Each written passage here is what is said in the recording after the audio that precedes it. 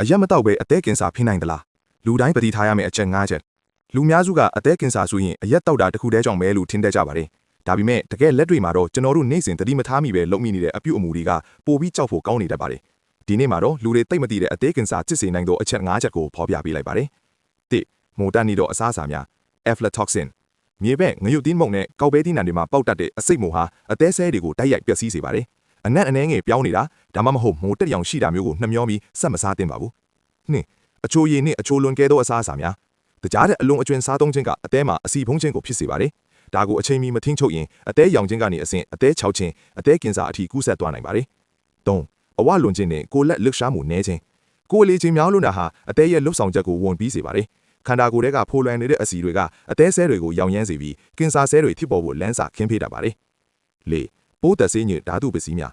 ဟင်းသီးဟင်းရွက်တွေမှာပါတဲ့ပိုးသက်ဆေးကျွင်းကြံမှုတွေနဲ့အစားအသောက်တွေမှာသုံးတဲ့တာရှည်ကန်ဆေးတွေကိုအသေးကအမြဲတမ်းစစ်ထုတ်ပေးနေရတာပါ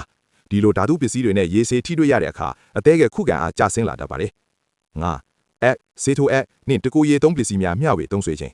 အရက်ကြောင့်မဟုတ်ပဲအသေးရောင်အသားဝါဘီပိုးစီပိုးတွေကြောင့်လည်းအသေးကင်ဆာအဖြစ်များပါတယ်မတန်ရှင်းတဲ့ဆေးထိုးတွေတက်တူးထိုးတဲ့အတွေအပြင်မုတ်ဆိတ်ရိတ်ဓာတ်နဲ့တွားပို့တာတွေကိုမျှဝေသုံးစွဲခြင်းကနေအဆင့်ပိုးကူးစက်ပြီးနောက်ဆက်တွဲကင်ဆာဖြစ်စေနိုင်ပါတယ်ဘလို့ကာကွယ်မလဲ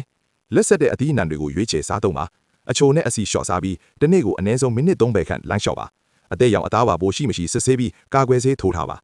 ကျန်းမာရေးဆိုတာဆုံးရှုံးသွားမှတန်ဖိုးသိရတာမျိုးမဖြစ်ပါစေနဲ့ဒီအချက်တွေကိုသင်ချစ်ခင်ရသူတွေပါသိအောင်မျှဝေပေးဖို့မမေ့နဲ့အောင်နော်